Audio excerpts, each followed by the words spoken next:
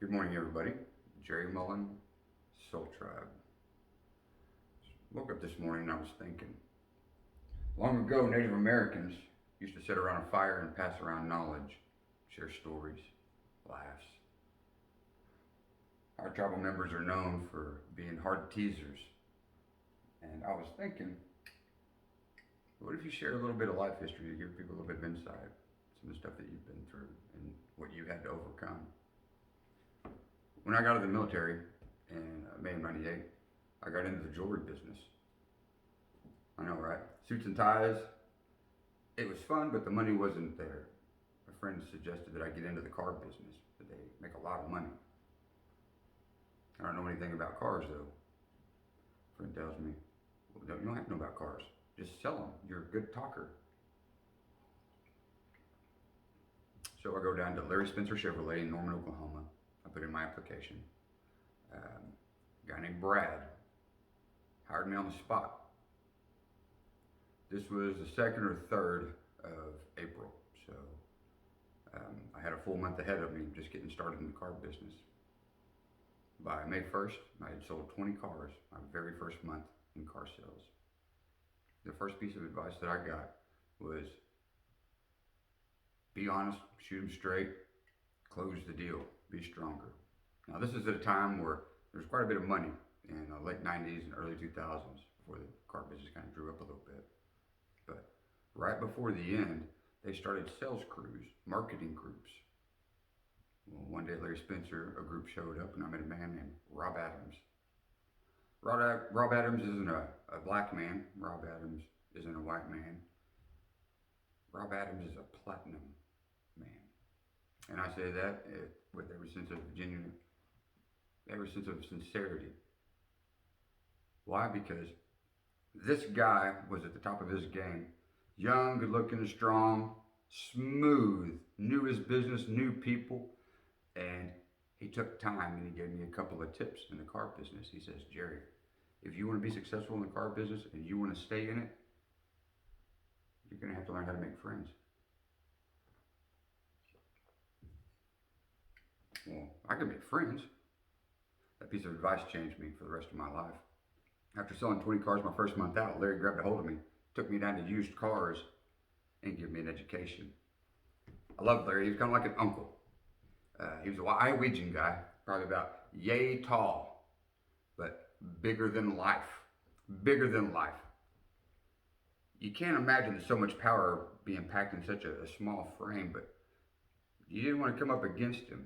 If you've ever heard of the Catalina wine mixer, he was the Catalina wine mixer's producer. Okay, that tells you his level. Um, and he reminded me a lot of my dad, just spit fire short and pretty genius, but all direct. Larry pulled no punches. No punches. Neither did Rob. Well, I stayed in the business a little while longer. I made quite a bit of money, and I got a little cocky. I was wearing three-piece suits, double-breasted, pinstripe Pierre Cardin suits, $300 Meslon Italian cut wingtip with tassel shoes. I didn't carry less than $3,000 cash in my pocket. I was the guy that bought lunch. And I didn't understand that I was turning into a dick, that money isn't the way that it goes to make people happy. You have to know how to be happy on the inside, and then you can express it on the outside. And if you know that, then you'll never ever again look outside of your body for something to make you happy. That car's gonna make me happy. That house is gonna make me happy. That job's gonna make me happy. That girl's gonna make me happy. That guy's gonna make me happy. Baby's gonna make me happy. We're looking for something we're not gonna find. It starts on the inside of you. I'm not religious. I have nothing against religion, but I practice spirituality, and that's where I find my center. To each their own. I don't see Rob for about 17, 18 years, just to show you how funny things go. Whenever I met Rob the next time I walked into a dealership, I got hired on in one of those sales groups. I see Rob and I was like, I know you. I've seen you somewhere. He's like, I know you too. I said, you ever been to Oklahoma? He was like, I have. He goes, I work for a guy named Larry, and I was like, Spencer Chevrolet. And immediately we knew each other. From that point on, Rob kind of overshadowed me. If I needed a job from one place to one place. I wanted to work in a certain state. I'd call Rob. Rob would put in a phone call. Hire this guy. He's a hammer. He was trained in the 90s. I worked over him. He's good. Oh, wait, no, was I? When you're working for these marketing groups, I was making somewhere between $5,000 and $10,000 a week. So driving around the country, $5,000, no responsibilities. Woo! I enjoyed the business. I learned a lot from Rob. He showed me a lot of insight. It's connecting with people. That's the car business. It's not knowledge about benefits and features in the vehicle. It's got this stereo, it's got this rear end, it's got this engine, it's got this uploaded, upgraded package. It's about people. What do you need the car for? Where are you at in your life? You just got a divorce, you need something from A to B. You just got married, you got babies on the way, you need something with a little bit more room. That was Rob. Rob wanted to help people. And that's what I learned. When I took that knowledge and I went back to a dealership years later in Lawton, Oklahoma, I worked in my hometown where I'm related to people. My dad's related to people. We're connected to that community. And so working for this dealership in the car business, maximize your profits. Yes, every business should think that. Profit is not a four-letter word. Profit is not a four-letter word. I believe that a modest profit should be made for the dealership and that a good deal should be made for the customer. Now, everybody knows that a good deal is perspective. A guy might say, if you take $5 off that, that's a good deal. You're coming off of it something. Another guy says, it's a $15,000 vehicle. If you take off $14,000, that would be a good deal. To each their own. Because I live in that community and I'm related to these people, these are my family and my friends, I could not maximize profit. If you can imagine walking a tight wire, I need to make money and live and survive and take care of my family. I've got child support. And I can't screw over this guy because I love and know him. I've eaten dinner at his home. He's invited me out to the lake. We've gone to the mountains. It's my dad's best friend, my dad's relative. So selling 15, 20 cars a month on a regular basis is pretty tough. The dealership didn't understand why we weren't making more money with me because I'm really good. But they couldn't deny the fact that I was selling a lot of cars. Now, what the customers generally don't know is what does the salesman make behind the scenes? Well, it's not your business. I don't ask you what your paycheck is. You don't ask me what my paycheck is. But it's not enough. We're not getting paid what we're worth. We're getting paid to do a job, and that's it. And that's what that job pays, and that's what you're worth if you hire on at that job. My problem is that I didn't want to straddle the line anymore. You know what? Instead of compromising this and compromising that, sacrificing this, I decided I want to go out on my own. I want to do something creative, my own idea. And so that's when I got into the buck and bull business. But when I decided to start the Soul Tribe series, it's not only to share insight about my life, but what do I do to get motivation? How do I inspire myself to action? Pretty simple.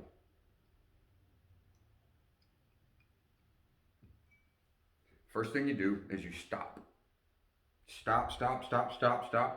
I know the world's going to eat you. If you look at your problems like it's a big old hairy lion, that lion I know right now is in your face with the claws and the bad breath and the spit and saliva, and you're thinking impending doom. Jerry can't help me. This video ain't going to do anything for me. I've got real world problems. Right? So, when you stop, you start a breathing routine. Calm your mind down. Just ask yourself, what do I need to do now? What do I need to do now? And then wait for an answer. It'll come to you. You'll get it. When it comes to you, follow with action. It's really simple. I used to think that motivational speakers, inspirational speakers, that's where it was at, because they're telling you how to fix your life. But they weren't saying something that I believed in, something that I saw. When I started this series, I know over 500 people that I've met firsthand, first and last name, know their kids, wives, addresses, phone numbers, family. We got meals together. And out of these people, I don't want one of them to suffer. I don't want one of them to have a hard time that they don't know that they can overcome, because I know they can overcome anything. We always do. I remember I was at work one day and somebody was like, Jerry, what do you think? This election's crazy. You know, what's going to happen? Are we going to be all right? Yeah, we always are. It always works out. It's always going to be okay. That piece of advice leads to my mom's advice. 24 hours, Jerry. No matter what you're doing, no matter how bad it gets, you wait 24 hours before you make a decision or make a rash jump out in there and do something that you're going to regret. Wait 24 hours and then you'll see. And boy, did that come in handy. Time and time again. I want to explain, how do you take what's in your head and your experience and your knowledge, it's all a collective, we're all different, and express it in a way that I could pass that information on to somebody else. So I'm not telling you what to do, I'm showing you a method in which to visualize what you can do for yourself. The rest is up to you. If there's 8 billion people in the world, there's 8 billion ways to do something. Well, maybe not all those 8 billion ways. Not all those 8 billion ways are accessible to all those 8 billion people.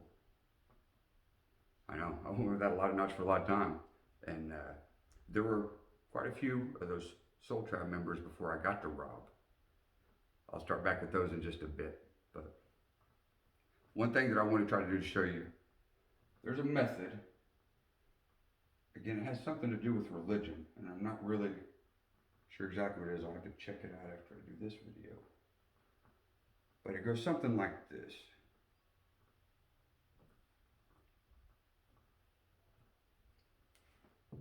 Actually, I don't even know what it is, but I'm just going to show you what I think my interpretation is for it. Right, wrong, or indifferent, who cares? It's just mine. It's not going to change your day. I'm not going to take away your birthday. But just see if it fits. So, the first thing I do in the midst of chaos, I've been shot, I've been stabbed, I've been run over, I've been beat up, fallen off a bridge, fallen off of houses, and overcome a lot of adversity. We'll get into those later, but this is the first thing I do, is clear my mind. Clear my mind. Once my mind is clear, I understand that I'm calm, cool, collected, and I can overcome and achieve problems. Answers are always going to come to me. You can't go to people and find the answers. They don't have them. I believe that everybody has a safe on the inside of them. And it's up to us to unlock our safe, figure out what our true destiny is, what our goal is, and then go that way and be nice and be happy to each other along that trail. With a clear mind. A lot of people do this from time to time. Well, Jerry, I cleared my mind this morning, and then my boss called, my husband called, the car won't start, this happened, wrecked my whole day. We don't work that way. So, this is your clear mind in the morning, you just got clear. Now, oh, my mind's dirty, this messed up, this messed up. You're starting that scenario of a downward spiral. You're allowing all those thoughts and worst case scenarios to come to form. Not because you're imagining them. I'm sure you've had hard times. It appears as though it's that way. That's the metaphorical lion that's in your face. It's an illusion. So, what I do is when people try to impose that type of negative energy, you can't do that. That's not going to happen. You ain't smart enough, you ain't strong enough, you don't know the right people, you're not wearing the right clothes, you say weird stuff, you talk too much, you can't sit still. I reached out and sought knowledge, and what helped me, I didn't have a firm foundation. I didn't have a solid belief system, and I was open to anything. Please help me. God, Dappa, Creator, spirits, angel guides, whatever. Whoever's out there in the ether, please, I know you're busy with all these other people, but I need some help and I don't know how to do this and it looks like I'm mucking my road up. What do I need to know? When you take the breath and you calm yourself down and you ask yourself questions inside your head with no interruptions, no distractions, the answer will come to you. It does. This knowledge that came to me cleared my perspective. Now I got clear thoughts. That's phenomenal. When you have that type of enlightenment and you're like, I feel good on the inside. I'm going to do good on the inside. You ever meet that guy in gas stations, grocery stores, restaurants, department stores, the talker in the line? I'm so happy with my life and what I'm doing and what I'm feeling. I want to be nice to people. I don't get a paycheck. I don't get a pat on the back. There's no reward whatsoever. But the good that I feel on the inside. I've been without a lot of things throughout my life. A lot of things. Not because I couldn't have them given to me, because I couldn't understand or appreciate them. It wasn't my time to have them yet. I took this knowledge and I did a lot of research and I figured out a way. How do you keep your mind clear? The bad stuff's not going to stop happening. Crazy people, shootings, politics, bad stuff all over the world. How can you possibly block all that out? You can't. And you're not supposed to. That's not your job. Not one of us is supposed to save the world. Not one of us. Each one of us can help somebody. That could change the world. This knowledge now in my mind has made it impervious to be negative. My knowledge says that I know it's always going to be all right. My experience has said, well, if I've overcome this, that, and the other, what can I overcome? You take mentors like Rob, Sergeant Brent Pearson, Mr. Irwin, and now you got a soul tribe. Now, with these soul tribe members, one for my family and friends, know that whenever I wasn't around you and you didn't have that shelter to protect me from, well, myself and other people, there were these soul tribe members out on my trail. Start with Mr. Irwin. Mr. Irwin was my literature teacher in the 11th grade. Now, backing up to the 4th grade, I had a teacher tell me, Jerry Mullen, you'd be lucky if you were a garbage man. Now, I'm okay to say this because statute of limitations is out. My parents were never okay with me disrespecting another adult, nor am I. But I stood up to that teacher. Stood up in the middle of class and I was like, oh yeah? Shows what you know. My daddy says I'll be digging ditches. In your face. I thought I won that one that day, but it took a little while to realize, well, maybe I didn't. And no, my dad didn't want me to be a ditch digger, but I wasn't going to give her the satisfaction. I should have said my dad said I was going to be a doctor, but I may be fast on the draw, but I had no rounds in the chamber, just a bunch of blanks. I get to the 11th grade, jumping back forward, Mr. Irwin's class. Now, all through school, elementary school, junior high, high school, I just write my name, take the zero, barely try to attempt it. Why? Because it was hard. It was difficult. I couldn't get onto it. It was embarrassing, and so I just didn't care. Well, how did you get through high school if you didn't do your homework? Well, it was you're going to repeat the next grade. You're going to repeat this grade next year. And I'm like, okay, well, I'll be back right here in the front row. So I'm not an angel, no saint. So kind of a back and forth. In Mr. Irwin's class, he had one of those things where in the morning, he passes out a paper, you fill it out, you do the homework, or you do the work right there. He picks up the papers, he grades them, and then hands them back before the end of class. I hated those because it was like, the expectation was way higher that I can't just hand them the paper and get a zero because we still have class left over. Usually if they say, oh, turn in your homework tomorrow, oh, I forgot it, or just slip it in there, they won't notice. They notice. They know who's not doing their homework. They know who's not turning in their papers. They know. I say thank my parents because I wouldn't be headed to where I'm headed right now if it wasn't for them. When you get to that point, when you love your child so much that you're like, please, a D minus. If you could just pull off a D minus, son, I will buy you the world. You can have a car, you can have a truck, you can have anything. Please, please, if I can graduate, you can graduate. You would think that would be easy. I had classmates who were like, I wish my dad said I could get a D minus. No, you don't. No, you don't. Mr. Irwin handed out the papers, graded them, he was handing them back. This is what shame feels like. He's 2 desks behind me, he's walking up to me, and I can feel it. I'm not even gonna look at him. I'm just gonna take the paper, go about my business, chaos for the rest of the day. He gets to my desk and he goes, Jerry. Jerry. Yes, Mr. Irwin? I'm taking 5 points off of this paper. You'll turn it back in tomorrow. Completed. He walked off. I'll show you. I'll go home and do the homework. I go home. I turn it in. Again, he hands out paperwork right there. You do it. He grades it in class and he hands it back. Well, when he's handing those papers back, I did it this time while I was in class. He hands my paper back and it says 115 on it. I'm bad at math.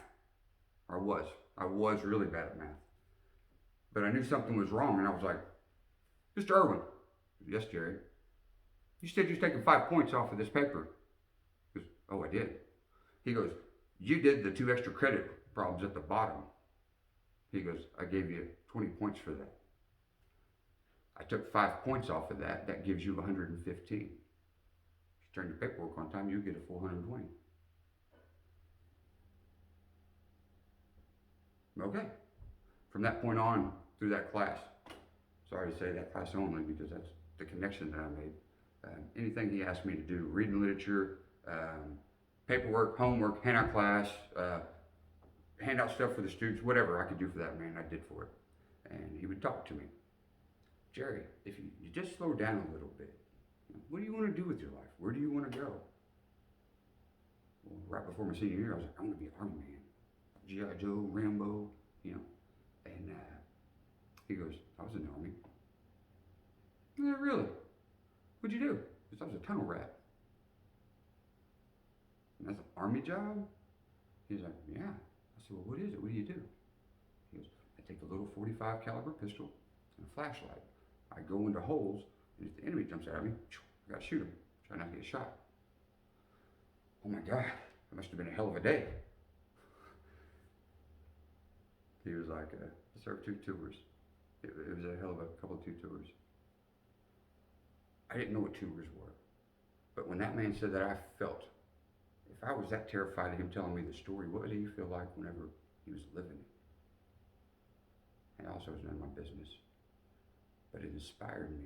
If he could go through that kind of fear, what could I do? After my senior year, I go down to the recruiter's office, sign up to enlist in the United States Army. I come home and tell my dad the day before I ship out to Fort Jackson, South Carolina, and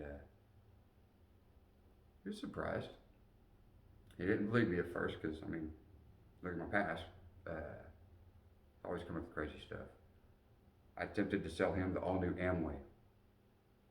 Apparently he'd heard of the first Amway and the second one wasn't going to be better, so why is you shooting my dreams down? When you don't know to know, you know? So I go off to the military, like this teacher. Like he did. I want to be honorable. My father's in the military, uncles, grandfathers. So I get there. When you don't have a lot of sense and you talk a lot and you don't have knowledge, things hit you kind of hard and a lot funny. I meet Sergeant Brent Pearson, and one day I was working on a Humvee. I was at Fort Polk, Louisiana, and I'm pulling the wrench and I'm stripping the bolt off. If you've got a dad and you're a son and you've ever stripped off a bolt, they don't like that. My dad couldn't figure out why I didn't understand lefty loosey, righty tighty. I didn't know you was talking about the ratchet, the way that went. because I was weak. I was always trying to muscle stuff. Finesse, not force. Now I know, right? But I was cussing myself. Jerry, you dummy, what an idiot. Why would you do that? Sergeant Pierce was like, whoa, whoa, whoa, whoa. Private Mullen, why are you talking to yourself like that? So I'm a dummy. What makes you think that? He goes, are you stupid or ignorant? Hey, what did you just say to me? Just 2 words, 2 definitions. Do you agree or not? This guy's a ninja. A ninja. Now, ordinarily being ignorant, if I don't understand something, I'm swinging. And we're just going to fight it out. When he posed me to logic, and I had to think, my logical mind was like, okay, 2 words, 2 definitions. Hurry up. This isn't making sense, and I'm getting angrier. Stupid is you knew better than to do it and you did it anyway. Ignorant is you didn't know to know. Yeah, you're responsible, but you didn't know to know. Can you learn how to tie your shoes a different way, Jerry? You won't know if you showed me. If I saw you do it, I could do it. I can repeat that. I can do that. He goes, Jerry, 2 things. When you get out of the Army, no matter what town you live in, no matter where you go for the rest of your life, get a library card. You go in that library and you learn everything you can learn. Everything.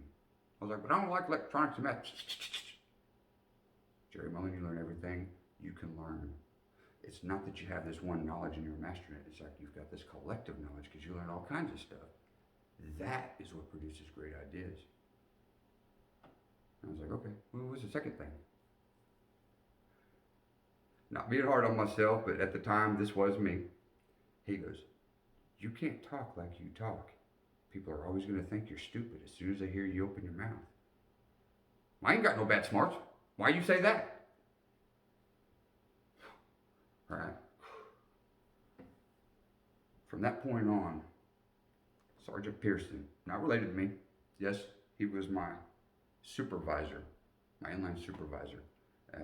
It was his job to oversee me. This man cared about me. Family and friends. When I was away and I was ignorant and I didn't know stuff, this guy pointed me in the right direction. He wanted me to live right. He felt bad when I wasn't winning. That's love. He gave when he had no reason to give. No reason to give. I'm talking about money or nothing.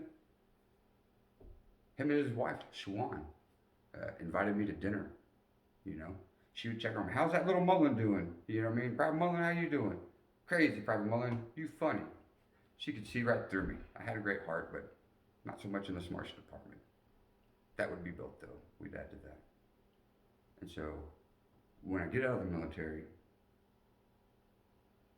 I'm still not headed at it. I'm not really open, but I'm stronger, and the knowledge is coming. I'm getting hungry for it. When I met Rob Adams, this guy was wearing awesome suit, jet black, crisp white, pressed, starched shirt, just looked to the nines. I mean, what you would know now as Men in Black, there was like a team of these guys. Their words were so smooth. Man, they just had it. They could have sold me anything. And I guess Rob saw the awe on my face and the willingness to want to learn something. And he was like, don't be broke, you don't have to be. And I'm like, I don't know no better. He goes, you gotta learn how to talk. You can't sell like that. Okay, that's the second person who's told me about talking. I might need to get learned on something or another. When I decided I needed to speak well, I needed to articulate. I studied. I did go to the library. I did learn things. Now, my voice is serving me today, and it has the majority of my life. Got me into trouble, got me out of trouble. But it's also given me an opportunity to give wisdom and experience. You ain't asking for my help? That's fine. There's somebody out there that roll past this and be like, I need to hear that right now. If all of us do that, if we all chip in one bit of knowledge every day, something positive, something inspiring, could that trend? Could that catch on? Sure. I grew up on a bucking bull farm. You know, you talk about salt of the earth. You won't find none more salt than my dad. He's salty. Salty. But I love him to pieces. I think that explaining the soul tribe is one thing, but you want to know where the story started? I tell you, when you're growing up, there's impressions put on you. People tell you things, they put off feelings and vibes. And this one particular situation, my dad saved me when he didn't have to. And even at that young of an age, I understood the concept of debt of honor. Debt of honor. I wasn't a saint, and I did a little bit of bad in this one, so bear with me.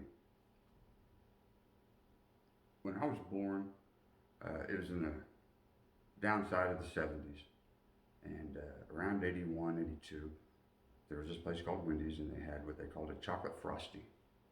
Now, I still don't know today, but how do you introduce a kid to crack cocaine at such an early age and expect them to want to eat potatoes, beans, stew, goulash after having a frosty? My parents didn't know either. I would prove how much I love that. I ran away 7 times from home before the age of 6. 7 times. Creative. That scares parents nowadays. They're like, oh my God, I can't find my kid. Do you imagine in the early 80s, a little 4 or 5-year-old boy walking miles from the house to get a frosty with no money, no knowledge of there's wolves and coyotes and gorillas and monsters out there? But I did. Well, one particular day, my mom is in the bathroom and she's putting on makeup. And she's like, Jerry, what are you doing? I was like, Mama, can we go to Wendy's to get a frosty? She's like, no, I'm cooking something on the stove. On the stove? I go in the kitchen. It's a big brown pot with a big brown lids on top. And it's on a stove with the fires underneath it. And I grab the chair and I pull it up because I don't really know what's in there. I'm kind of guessing it's going to be a stew-like something concoction. Still not a frosty, but I at least want to know. Curious. I scoot the chair up there. I'm getting ready to grab the lid and I'm like, ooh, that's hot. I grabbed a towel, grabbed the lid, I opened it up and I looked in there. The towel caught on fire from the gas stove. I took the lid down. I had a towel in my hand. I did 2 panic laps around the kitchen. Whoa, it's on fire. I run in the living room. We had a couch that was backed up to a corner, so there was a little open space in the back. I grabbed that towel and I threw it behind there. Once that son of a gun went over that couch, out of sight, out of mind, I walked in the bathroom and Mom's getting ready. Jerry, what are you doing? Oh, nothing, Mama. She's putting on makeup and she's like, what's that smell? What's that smell? She goes in and we know this now, but as soon as that rag hit the carpet, caught the drapes on fire, covered the roof, it was ablaze. There was a fire. Now, nobody got real hurt. There was a little boy that my mom was watching. He got like a sprained arm or sprained wrist or something like that in a little smoke inhalation. Bad, I know, I get it, but I was 4. Those, what do they call those? The fire department cars. It's a car, but it's a fire department. They got the lights and everything. Well, this guy was in a white shirt, and he grabs a hold of my arm, and he's getting ready to put me in the car. The fire department's all over there, putting out fires, cops, and everything. My dad was at a t-ball game with my brother and my sister. That's why he wasn't there. He comes pulling up as this man's getting ready to shove me in that car.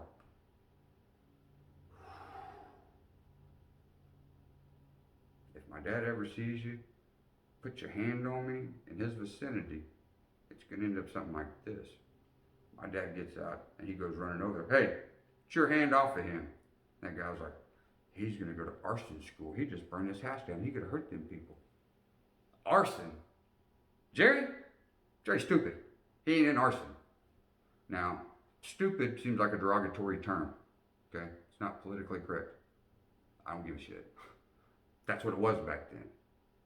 It wasn't stupid as you're, pinned for life. You're never going to have any knowledge. It was just a thing. That's what we said. We didn't have tender feelings back then. It didn't matter. Nobody got offended. I was like, what Daddy said. What Daddy said. Dad's like, now you got 1 second to take your hand off my kid before I put my hands on you. Yes. It wasn't that my dad's big and intimidating, but he's got the heart of a lion, and he's got the fortitude and lack of fear to eat most anybody. He's just a protector. He's protective. If he loves you, whether you're simple or not, You're protected. You don't get to decide that. He does. You don't like bullies. He could be a bit of a bully getter. So growing up with that influence and having that man love me like that and help me, I felt like that guy was taking me to jail. I know now it's the fire department, but what do you know that a kid knows? I know what I'm saying to you, but with a kid, how do you know what they're receiving? Let me further explain. Fast forward a couple years, I get into high school, or junior high. I'm 14 years old, I got a dirt bike, I have a motorcycles license. My parents give me the opportunity and the responsibility and trust to ride a motorcycle. One morning, my mom wakes me up, and my brother, she's like, Lee, come in Jerry's room. We're both sitting on the bed, and she's like, your daddy had a heart attack last night, but he's okay. Y'all go to school, focus on your work, and then after school, Jerry, you can ride your dirt bike to the hospital and you can see your daddy. Lee, I'll come pick you up from the high school and I'll drive you up there. We're like, okay. Well, my recollection of that time is one and done. When you have a heart attack, one heart attack, that's it. You don't have a second one. Lack of knowledge. I get out of school that day. Mom's responsible. Jerry, you do the speed limit. Do not ride fast and don't panic. Don't be upset. He's okay. They're going to be all right. The doctor's going to take care of him. I maxed that bike out at 52 miles an hour because my dad fixed it where we wouldn't go faster than that. He knew better. I get to the hospital and I walk in his room. The lights are out. No nurses or anything in there. There's all these beeping and stuff. He's hooked up to all kinds of stuff and he's asleep. And my hero was hurt. But when I saw that, I was like, no, Daddy. Don't be hurt, please. You can't leave yet. I don't know enough. I'm still stupid. I need you. This is my dad. The next week, he's still in the hospital. I get invited by the most beautiful girl in school to go to a prom. Her name was Jennifer Williams. And it was funny because I wanted to go with her, but my hero was hurt. Dad wasn't going to have it. Oh, you're going to go to that dance. Don't you worry about me. If I die, it don't matter anyway. He don't want me worrying. He's trying to be funny. I went to the hospital after I got dressed for this dance. I didn't want to go. I'm all dressed up. I got a black cowboy hat on, tuxedo jacket, shirt, black cowboy pants and boots. I took it pretty sharp. I took a picture with him. And I was like, Daddy, I'm going to go to this dance. Can you take a picture? He goes, yes. I didn't know it at the time, but as soon as we said cheese, he closed his eyes. And later I'd find out, I was like, Dad, why'd your eyes close? I was playing dead. In my picture, he forced me to go to the dance. And so, at that moment, nobody told me, nobody forced me. But I was like, time is short. Time is short. I gotta live right. I gotta hurry up and do good. Knowing that my dad loves me is one thing, but in my head, I know I haven't risen to the occasion yet. I don't just want to make my daddy proud. I want to thank him for saving me that one time. Because I got a debt of honor. It's a lifetime. So, I get in the military.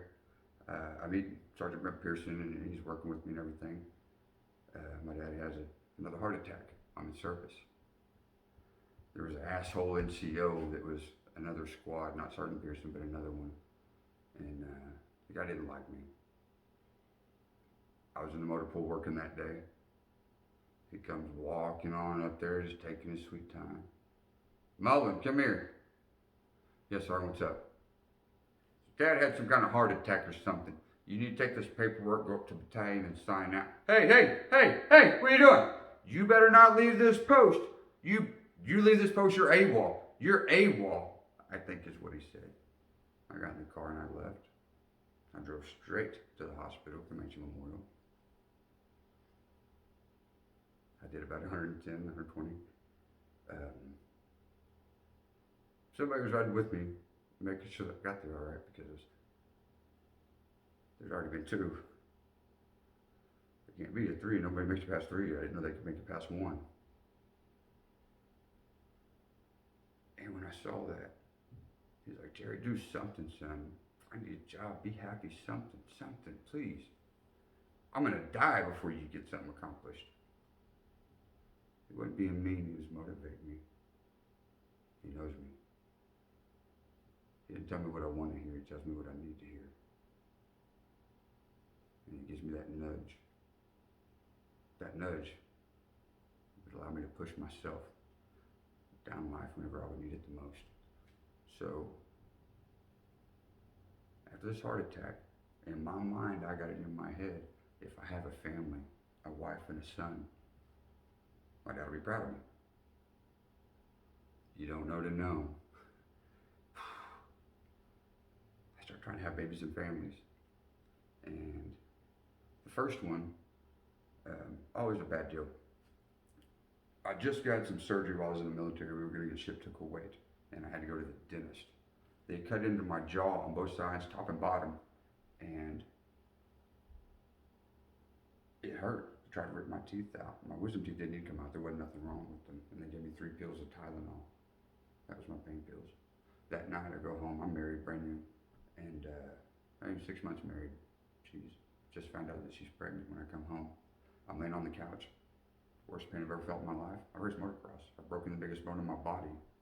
I've died 3 times. I've been run over, fractured by a car. I've buried a claw hammer in my chin when I was a little boy. I peeled the top part of my nose off when I was a little kid. My dad, if he had $1 for every stitch that I had growing up, he'd be a millionaire. When she told me, I wasn't in a receiving mode of information. Jerry, we're pregnant. Aren't you happy? Hang on. Now, when you're in a lot of physical pain, if you can figure it out in your mind that you're going to get through it, you just need to think something or feel something. You don't need pain pills. You don't need drugs. You don't need all this other stuff that we all go after. All of us. And she wouldn't shut up. I was in pain, and she couldn't comprehend the type of pain that I was in. So I get up and I try to go out of the house. I get to the door. She jumps in front of it and blocks it. She's not gonna let me out. No, you're gonna stay here with your wife. Oh no, I'm not. I grabbed her by the arms. I spun her around. I set her on her butt, and I was like, I'm out. Doom! I go to the barracks. A buddy of mine, Gimmer let me stay at his place for a little bit. It's about midnight. I wake up from a nap, and I walk back to the house. Wife's car's not there. No, it's not at the gas station or something. I go upstairs. I lay down. Something in the military in the morning through the week, they have what they call PT formation. It's at 4:30, and it's highly suggested that you make it. And when you don't, they tend to get a little like pissy, miffed, if you will. And so Sergeant Pearson's got to knock on my door and say, Private Mullen, I got to take you to the MP station. I'm like, oh my gosh, because I'm late for formation? Man, you guys are tight. He goes, no, because you beat your wife up. Now, do you remember just saying that Sergeant Pearson loved me and was nice to me for no reason whatsoever? For him to have to do that, what he had to tell me, why would that hurt my feelings that he had to say that? He was in a position where that come about. Because if he loved me, he was being nice to me. I don't want him to have to feel bad for doing something. He did not want to do that. But it was him or the MPs come and get me. He goes, no, please. Let me go get Mullen. He's my soldier. I'll go with it. I'll go get him. We go down there and we get interrogated. Or I get interrogated. And this guy's like, did you do this? Did you do this? And I was like, no. He goes, tell me what happened. So I told him what happened. Dad's logic is, the truth is that long.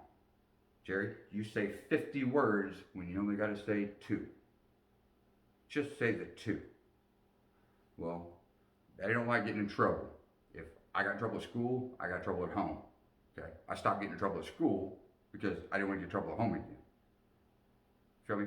So now that the MPs are involved, oh my God, I wasn't scared what the Army was going to do.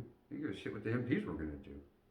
I felt bad. My heart was hurt that Sergeant Pearson was in anguish because he wants to believe that I didn't do what was told that I did. I didn't beat up my wife. I'm worried about what my daddy's going to think.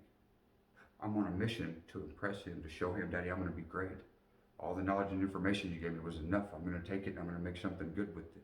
And you're going to be proud. You're going to be like, that's my son. That's my son. And I got the MPs in here. And I don't know what's going on. My face is still so swollen. There's so much pain. We didn't grow up with drugs. Dad would only give a Tylenol if you could see the bone sticking out to the skin. It didn't go through it, but if it was sticking out at least, it couldn't be just like a paper cut. I remember sitting there. Wait a minute. I've seen TJ Hooker. I know what they do here. I want an attorney. Something's wrong here. I need an attorney. They have to release me. I go to my first sergeant, and then I have to go to my company commander. That's the order of which you get in trouble. Kind of like at school and home. You get in trouble in one, you got to go to the other. So I get up there. First sergeant, he's like, Private Mullen, WTF. I was like, First sergeant, this is a story, this would happen. He stares at me, trying to determine my character. He's seen a lot of people, heard a lot of shit. See what you're about. He goes, I know. What do you know? We got a fax this morning. Your wife totally recanted everything. Said you didn't beat her up. She was just jealous. And she was excited about being pregnant. And you just didn't share the excitement that she did. I have to hold my mouth because I'm in shock and awe of the audacity, of the ridiculousness. I'm in trouble because she lied? Okay, so I'm not in trouble, right? Go back to my business? No problem, you have to see the company commander. Now, before you go see her, you need to know something. She's female. She just got out of a domestic violence situation. And she's not in the tolerance mood of this type of behavior. First start, you have to know. I'm just telling you, Mom. Good luck. I go in there, position of attention. She doesn't say at ease.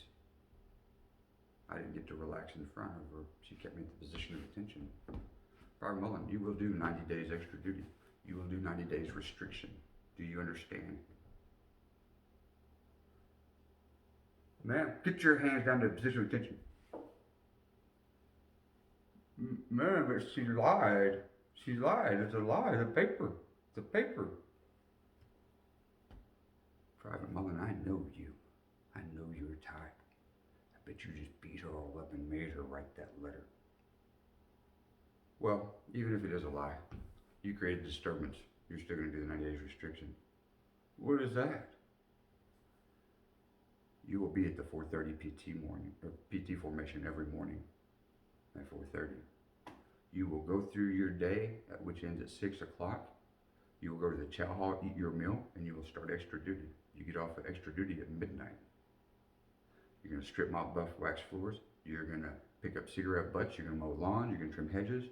In the motor pool, you got these grates with a bunch of grease and sludge and everything for when you're washing the vehicles and you're out in the field. You're going to clean all of them with a shovel. When they say 90 days extra duty and restriction, don't take breaks. It's not just through the week and then you get the weekend off. It's every day. I had 4 hours of sleep every day for 90 straight days in a row because somebody lied, because they were throwing a temper tantrum, because they were upset that they couldn't understand I was in pain and I was happy. I've always wanted to be a father. That's all I've ever wanted. That's all I ever wanted to be a father. That's all I ever wanted. Why? Because when I was 4 years old, my dad saved my life. I wanted my son to look at me like that. That was the most powerful thing that I could imagine. That was admirable. That was something to have. And I'm doing this because she was young and ignorant, just didn't know she was going to cause any problems. Come off that 90 days, extra days and restrictions, I was a little salty. Understandable. Wasn't mad. I was a little salty. I got a service and I tried to carry on with my life. Like I said, I was working in the car business, Larry Spencer Chevrolet, Norman, Oklahoma. The friend that talked me into getting in the car business turned out to be my girlfriend. We hooked up the jewelry store, and I was like, all right, well, now that I'm in the car business, I make a lot more money than you do. So you should move in with me so we can start a family so I can show my dad I'm legit. You're a manager at a jewelry store. I'm making all this money selling cars. Wee-hoo! Well, I get out of the car business because an insurance agent talked me into, man, Joe, you sure are a good salesman. Man, you're amazing. If you could work in insurance, you'd be a millionaire. Now, I said that I was a little slow and a little simple. I thought I could be a billionaire in the insurance business starting out, but I was making 10 grand a month selling cars at the age of 23. When you don't know to know. We get a townhome, 2-story, bath and a half, a place called Cimarron Trail Apartments, still in Norman, Oklahoma. And that's the best time of my life. I had everything. Smart, good looking woman, I had a home, everything was good to go. And the money started falling apart with the insurance business. So before I hit the bottom of the floor, I jumped out and started working at a company called Shackley. They did protein shakes, vitamins, stuff like that. And so basically every day I would take 50-pound bags and we'd mix chemicals for these protein shakes, energy bars, vitamins. And I made buddies with the coworker. So he was part of a team, he did this formula. I was part of a team, I did that formula. Really good buddies. Well, you're gonna show up to work one day and I'm having to do both of our jobs by myself. And this is what really turned everything for me is intuition. It was like an overwhelming feeling to get home. I had to get home. Now, if you know my dad, then you kind of know my work ethic. When you go to work, you don't get on the phone, you give 100%. If you're taking breaks and laying around, you're stealing money. I don't race thieves. And he didn't. He still don't.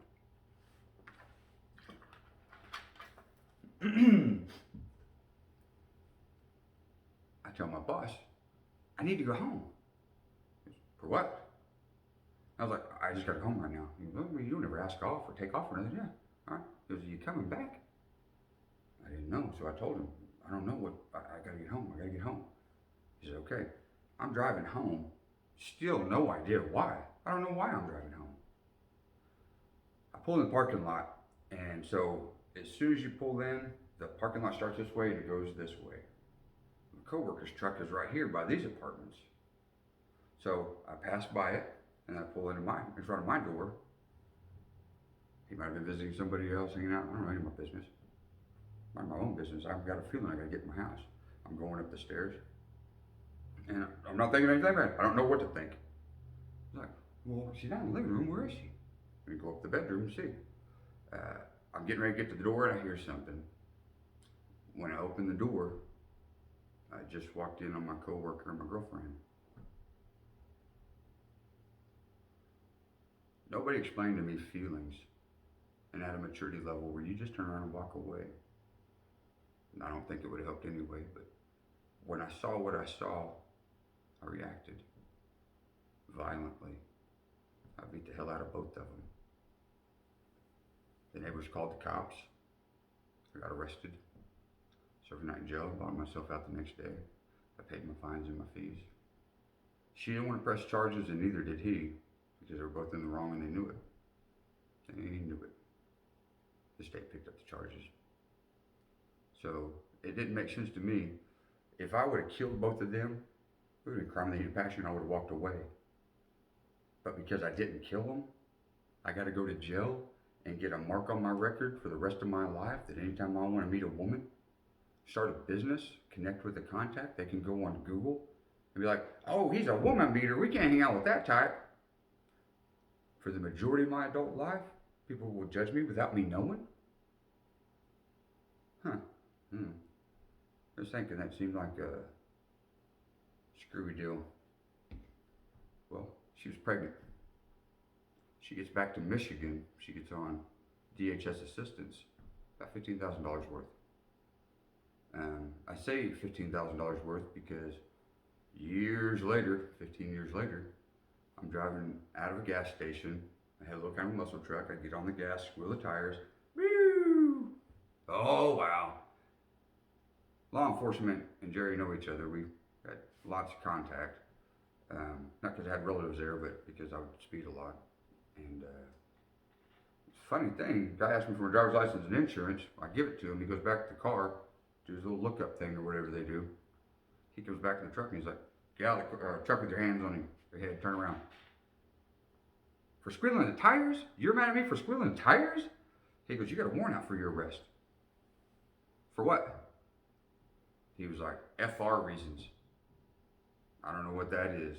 He's like, "Financial responsibility. You owe child support." "I'm not a child." He's like, "Says you do." I go to jail. DHS comes in when I go to court and they say, "We need $1,500 from you first to let you out of jail. And then we need you to sign this piece of paper saying that you will do 180 days. 180 days back to back in jail if you miss a child support payment." You can sign right there to make this all legal. Who's the child? Do you know a Nicole blah blah blah? What?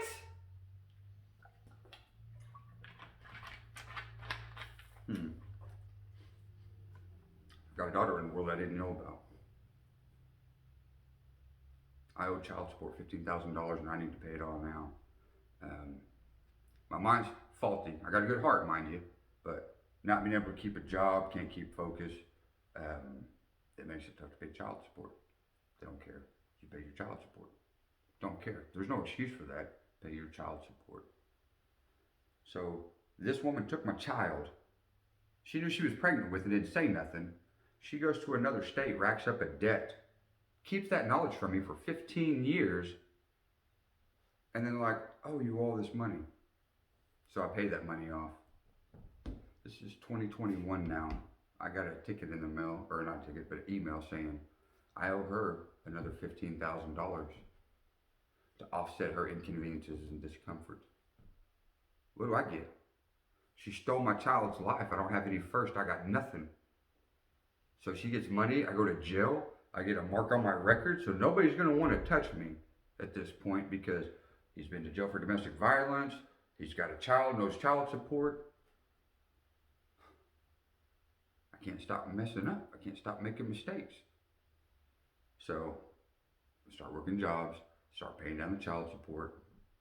Several years later, I meet another woman, and I think, now that I got my poop together, yes, I do owe this child support, but we can make it work. We have a little boy, amazing, beautiful spirit, and his mom didn't like being in the city. I couldn't come from where she was from, in southeastern Oklahoma. I could survive there. That's not where my talent was. I didn't have any contacts, resources. I can make a lot of places, but in a town of 70 people, if I don't know you and we ain't sleeping together, I don't have a job. So it didn't work for me. She takes my son from me, marries another man, has my son adopted behind my back, and I have to pay that child support. I finally track her down, this poor old Google and all that stuff. And I'm like, "Hey, let me see my son. How do I get a hold of him? You've been hiding all this time. What the hell?" She's like, "He's not your son anymore. His last name is blah, blah, blah." "Yeah, you can't take my son away from me. He's got my name. That's my son. That's my blood. That's my seed. He's carrying on my legacy. I did what I was supposed to do." "What do you mean?" Well, my experiences, and I'm not saying about this about everybody, but with the women and the situations that I've experienced, they say that they'll never take the child away from you or keep them from you. But when you tell a woman you don't want her, but you're still willing to be a parent, she has the right to punish you. Punish you. Financially, emotionally. You have financially, emotionally, and then mentally comes. What do you think is going to happen physically? It don't matter, man. Don't have feelings. You don't have a heart. You can't care. Just pay the child support. No excuses. So, if all I ever wanted to be was the best son of my father and rise up and be mature, intelligent, successful, so that he could look at me and feel good, I could look at him and be like, "Dad, you don't have to worry about me. I got it covered. I fixed it. Okay? I'm here." Next thing you know, I've got 4 babies, 4 different mamas. Domestic violence on my record. And I don't know these babies. None of them. I've been called a sperm donor, the sperm donor. And it's like, where do they get off saying that stuff? If I say something wrong to a woman, I'm being hateful and aggressive. But she says stuff to that and takes life. I mean, nothing happens to her. So, am I just in the business of giving amazing babies to women? All these babies are beautiful. They are. All of them are beautiful and smart. But the women that I made the mothers, they should have to pay for something, right? If I go in and steal a TV out of 4 different houses, all of those people are going to take me to court and sue me, and I'm probably going to go to jail for that. But these 4 men come into my life, they take our baby together and run away with it and cut the cord where I can't have nothing to do with them. They don't get in trouble for that? They don't get in trouble for that? That is, it feels wrong, sounds right, feels wrong. It ain't right. It ain't right. So, I have to go through life. I get up to 45 years. 45 years. Be my parents. You see your son have all this trauma and drama in the first part of his life, and then you see him struggle every day thereafter, and you can't help him. You don't have that one bit of knowledge to get him over the hump. You don't have that right thing to tell him to pull it all together and get it right. You love him so much, but he's just not getting it. He's just not getting it. I know there's a lot of amazing parents out there. I know there are. But to me, mine are the best. They never quit me. They struggled sometimes, and I forced their hand. I wasn't easy. Like I said, I broke my parents' house down. You know, that was just a little bit. And that's not even the most interesting thing that I've come up with my ideas, but it was all out of curiosity mixed with ignorance and no fear. Nothing to be scared of. Got my daddy. He can beat your daddy. You know those conversations you have when you're in kindergarten? Yeah, you were never gonna whoop my daddy. 7th grade, my dad whooped your daddy. Oh, your daddy's a bitch compared to mine. You have no concept. And it was funny because some people, they get come over. I had somebody come over from high school. And they're like, I'm tougher than your dad is. Try your hand and see what happens. That'll be another story for another time, but that's a good one too. So 45 years old, no children, I don't have any. The women got all the custody rights, all of them. And I just got a record. Here's a man that impregnated 4 women, 4 babies, has nothing to do with, no contact whatsoever. What an animal. How can he live with himself?